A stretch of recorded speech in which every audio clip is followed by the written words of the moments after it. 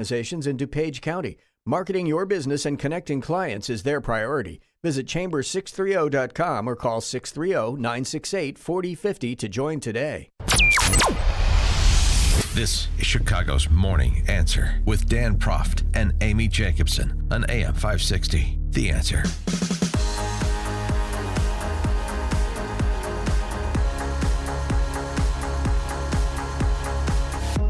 Top of the morning, Dan and Amy, following up on the story we discussed yesterday, the shooting that occurred at two separate ICE facilities in northeast San Antonio on Saturday morning. This following incidents, attacks on ICE facilities in Tacoma, Washington, and Washington, D.C., July 16th, and Aurora, Colorado, July 12th. I mean, again, I just keep going back to that whole standard thing. If rhetoric is to blame, if one's rhetoric is responsible for the actions of another or others, then, I mean, whose rhetoric would be responsible, according to the left, for these attacks on ICE offices around the country? Gosh, I just don't know. Well, maybe it'll help. I mean, again, just trying to apply the left standard. I don't agree with it. Unlike Steve Scalise, Bernie Sanders is not responsible for the softball game shooter that shot Scalise. And not one man or one person could convince somebody to create a mass murder. It's just not possible. In Florida, there is a contractor named Geo Group that provides services to ICE and has for a couple of decades. Not recent. They're the target of protests by an array of leftist groups. Never Again Action, Miramar Circle of Protection, Friends of Miami-Dade Detainees. That's catchy. Food Not Bombs, Fort Lauderdale. Students Working for Equal Rights, Black Lives Matter Alliance of Broward County, and so forth. And they were outside Geo Group's offices protesting and making specific threats, as a matter of fact. We know where all your children live. You have kids in. You have kids in. We know everything about you. We know where your children live. The specific threats were, among others, directed at the company's former general counsel. Throughout the country, John Bolfin, you have kids in.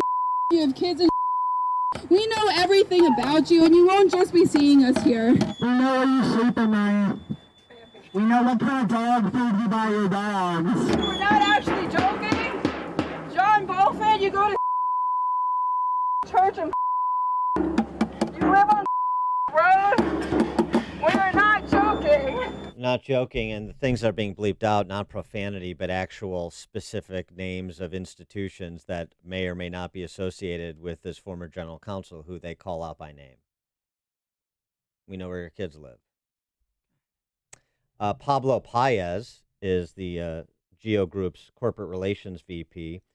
He spoke to Breitbart about these protesters. These are politically motivated attacks. We have been a services provider to the federal government for over 30 years. The fact is that the services we provide in our facilities today are in no way different than the high-quality professional services under the same standards that we provided for 8 years under President Obama's administration. So where was the outrage then? It's incredibly reckless. The safety of our employees is our top priority, and we will do whatever it takes to ensure that their safety and their security remains our top priority. For more on this topic and many, many others, we're pleased to be joined again by Salena, Zito, Washington Examiner reporter, New York Post columnist, CNN contributor, author of the book The Great Revolt: Inside the Populist Coalition Reshaping American Politics, and the D.C. press corps, Charles Kuralt. She's always on the road again. Salena, where do we find you this morning? I am finally back in Pittsburgh after 3 weeks on the road. Yeah, it's been fun. Literally on the back roads.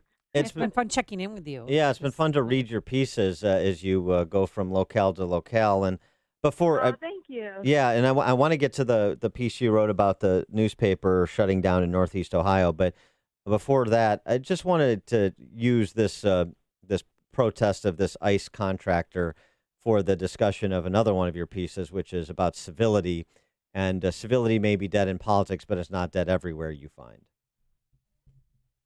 Yeah, I mean, wow, you just showcased before in this beginning of this segment is incredibly disturbing. Where people, we've always had discourse in our politics, but emphasis on the word discourse, right? Our discourse has been the ability to engage in political differences without using it as a weapon. But I think the technology and the current climate has intensified how we use our political differences, and we use it not only as a weapon on social media. If you log on to Twitter, which I think it's been a week since I've been on, and the most healthiest week of my life. When you log on to Twitter, the words that we hurl at each other, and then escalate to accusations, which then escalates to either strident hyperbole or just flat out lies, is now seeping into real life. Yeah, conjecture People believe becomes that facts. if they can. Yeah, I mean, it's as though, oh, well, I saw on Twitter, it's now becoming licensed for to do this in real life. So, that's my larger concern. I'm actually writing about that for this week for the Examiner. This democracy that we live in is vibrant because of our ability to express ourselves. But when we become either afraid to express ourselves because of backlash like what you just played on the show, or if we express ourselves in a way that silences our opposing views rather than, invite a robust discussion, we are in danger of hurting centuries of a robust free speech and the ability, that's why, I would argue that's why most of our ancestors came here, right? To escape Religious the persecution and inability the to have like, free yeah. speech Right. or any types of freedom. Right. And yeah, so this is but really disturbing trend. Your piece, though, where you talk about, civility may be dying or dead in our politics, but it's not in the real world. And you're talking about Right. the communities you visit. And just, we've talked about this many times on the show. In your everyday life, how many political confrontations do you have in your everyday life? I do this for a living, as does Amy. I have zero. I mean, I have very few. Yeah, me too. So, I mean, it is sort of this distended world. But the problem is, how long can you keep what you see with, for example, those Right. ICE protests out of how long can you keep the politics out of the real world, I guess? That is a really big concern, and again, that's what I'm writing about. I often say, and it's backed up by facts, Twitter isn't real world. Twitter isn't American life, and it's not. There's only a small percentage of them. Only 1 in 5 people in America use Twitter, and of those 1 in 5, some of them only use it 100 times a year. They'll put out 100 tweets a year. But what if Twitter became real life? That's a terrifying proposition, because even if you just go on Twitter about recipes or baking, it becomes this crazy back and forth that you would never see anybody do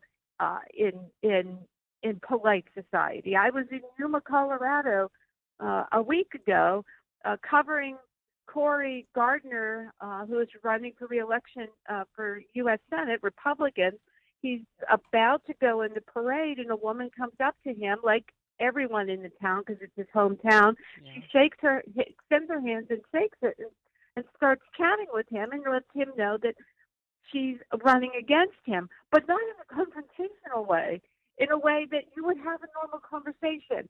Hi, my name is Diana Bray. It's really nice to meet you. I am running against you for U.S. Senate, but it's, I just wanted to introduce myself. And they go on for 7 to 10 minutes having a normal, polite conversation. It happens again with another candidate running against him. And it's not anything that you will see repeated on social media or run on the cable news, because it was normal. And these are the kinds of normal interactions I had in over 6,000 miles back and forth across the country. And then you wrote an article about a local newspaper that had been in business. They just celebrated their 150th anniversary, and they went out of business. What is this going to happen more and more? Family-owned newspapers just collapsing? Yeah, in the past, I think 15 years, we've lost 1,800 newspapers. I forget the exact number. There are over 200 counties in this country that do not even have any kind of newspaper. Now think about that. North Carolina, University of North Carolina report, just to punctuate that, 1,300 localities have lost news coverage. 500 newspapers have closed or merged since '04. It is a really disturbing trend, and honestly, I don't know how you're able to stop it. But local journalism is so important for the health of a community.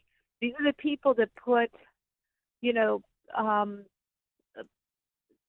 check on government, not just a mayor or a city council, but also a water authority or local school boards. These kinds of entities that need a watchdog to protect the community. I mean, in Youngstown alone, the last 2 mayors have been indicted. Why? Because of coverage done and uncovered by the Vindicator, the newspaper that's going out of business. And who's going to be that watchdog? And also the celebratory things. Think about local sports. When I was a kid, the first thing I wanted to do was to check the box scores. Yep. What did my high school do? Then what did my baseball team do? And what did my football team do? Those are important community aspects that draw people together. And then there's also the celebratory things, like, a veteran coming home from the war, a garden club doing something that benefits the community. These are important cultural touchstones that draw people together. And when you think about the length and breadth of this newspaper, it's been there since Reconstruction. And it has covered World War I, World War II, Vietnam War, Watergate, the polio vaccine, all of these important critical things, 9/11, Watergate, even the current populist movement, have all been covered by this newspaper, and all that coverage is gone. And this is a region that has just seen collapse after collapse, and you just wonder how much collapse can one community take. I always check the local obits to make sure I'm not in it. Oh, Hi-oh. That's an old Rodney Dangerfieldism. Yeah, all right. Very good. Salena Zito, Washington Examiner reporter, New York Post columnist, CNN contributor, author of the book, The Great Revolt, Inside the Populist Coalition, Reshaping American Politics. All right, take a day off after your travels, recharge, and then get back at it. Thank you so much for having me.